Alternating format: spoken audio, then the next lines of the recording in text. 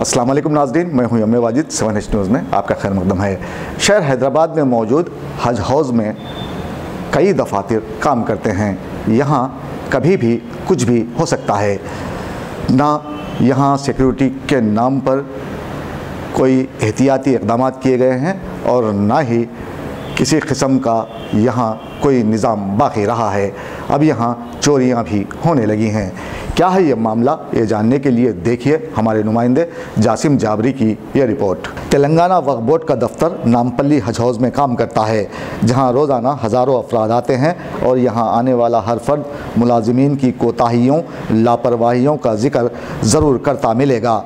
लेकिन पिछले दिनों तेलंगाना वक्फ बोर्ड के अकाउंट सेक्शन में खुफल शक्नी करते हुए सरखे की कोशिश की गई। इस तरह की कोशिश करने वाले खातियों की पुलिस ने तलाश शुरू कर दी है। 3 मुलाजिमीन को हिरासत में लिया गया है, जिनका ताल्लुक़ मेंटेनेंस और सिक्योरिटी शोबे से है। 10 मुलाजिमीन के फिंगरप्रिंट्स लिए गए हैं।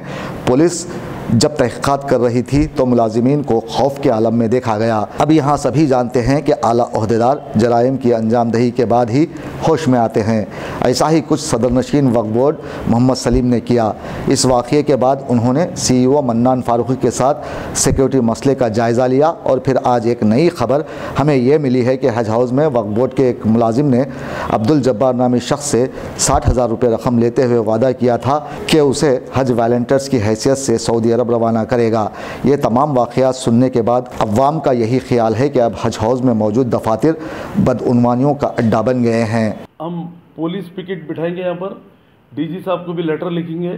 यहाँ पर पुलिस का बंदोबस्त डेली 24 आवर्स रहे, साथ नाइट और डे पुलिस होना ज़रूरी है। यहाँ पर अब खामोश नहीं बैठेंगे हम, पुलिस पिकेट का यहाँ पर रहना ज़रूरी है, क्योंकि हर गवर्नमेंट डिपार्टमेंट में रहती तो यहाँ क्यों नहीं, बोल के CM साहब से रिक्वेस्ट करके हम एक पुलिस डिपार्टमेंट को भी लेटर लिखेंगे। Commissioner police, DCP central zone और DGP डायरेक्टर जनरल पुलिस, तो हमेशा एक पुलिस पिकेट यहाँ बिठाएंगे। एक SI और 2-4 कांस्टेबल यहाँ रहे, वैसा जो है बिल्कुल अब यहाँ से वोट ही टाइट करके हम जो है ना खामोश नहीं बैठेंगे, क्योंकि वक्फ प्रॉपर्टी अल्लाह की अमानत है। इसको प्रोटेक्ट करना हर मुसलमान का फ़र्ज़ है, हर एक का फ़र्ज़ है, क्योंकि इसको सही यूटिलाइज़ करे तो कोई गरीब नहीं रहता। मगर आज लैंड ग्राबर्स भी इतने हो गए, वक्फ की ज़मीन नहीं उन लोगों को सस्ती मिल जा रही है, जहाँ जा रहे हैं वहाँ पर वक्फ प्रॉपर्टी पे कर रहे हैं।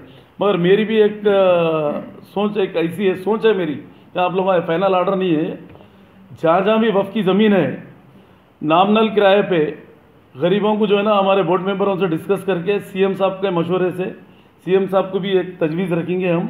जहाँ जहाँ वक्फ प्रॉपर्टी है वहाँ पर जिसको घर नहीं है गरीब मुसलमानों को, वो लोगों को भी जो है ना वहाँ पर बसाने का काम करने का ऐसा एक सोच है मेरी। ये चीज़ CM साहब के सामने नॉलेज में लेके आके जहाँ जहाँ हमारे प्रॉपर्टीज़ है वहाँ पर जो है ना गरीब आवाम को, जो जिसको घर नहीं है, किराए के घर में है, उन्हें रोज़मर्रा काम सुबह से शाम तक करके जीने वाला है, उन्हें किराया नहीं भर सकता, बच्चों को नहीं पाल सकता, वैसे लोगों को देने की एक तजवीज़ है। तो इसमें मैं हमारे चीफ मिनिस्टर साहब की सपोर्ट लेके, चीफ मिनिस्टर साहब की तजवीज़ से और हमारे असदुद्दीन अवैसी साहब की भी तजवीज़ लेके, पूरे उलमाए मशाखिन से भी लेके, और हमारे अकबरुद्दीन। देखते रहिए 7H न्यूज़, आपकी आवाज़ के मशवरे से ये करके मीटिंग करके CM साहब के सामने पहले हम लोग मीटिंग करेंगे, उसके बाद में CM साहब के सामने तजवीज़ रखेंगे। आबादी बसा दे रहे हैं वहाँ पर, तो उस तरीके से ये अगर गरीब आवाम को अपन देने से जो है वो लोगों को गुजर बसर उन लोगों का हो सकता है, उन लोगों को जो है ना परेशानी से दूर हो सकते हैं वो लोग।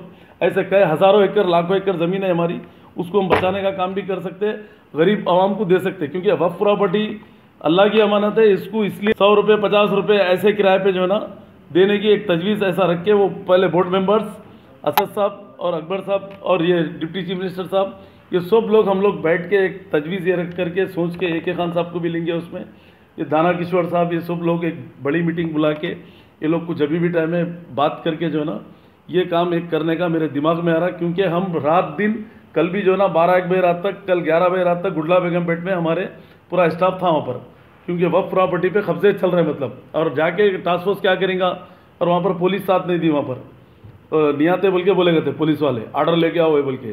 तो इसके लिए जो है ना हम CM साहब से भी नुमाइंदगी करके जहाँ जहाँ पुलिस फोर्स होना है वहाँ पर पुलिस फोर्स देना साहब बोल के एक DG साहब को इंस्ट्रक्शन देने लगेंगे, और आने वाले टाइम में जो है ना ये पूरी तरीके से गरीबों को कैसा ये कर सकते हैं हम CM साहब के सामने तजवीज़ रखेंगे। 7H न्यूज़, आपकी आवाज़।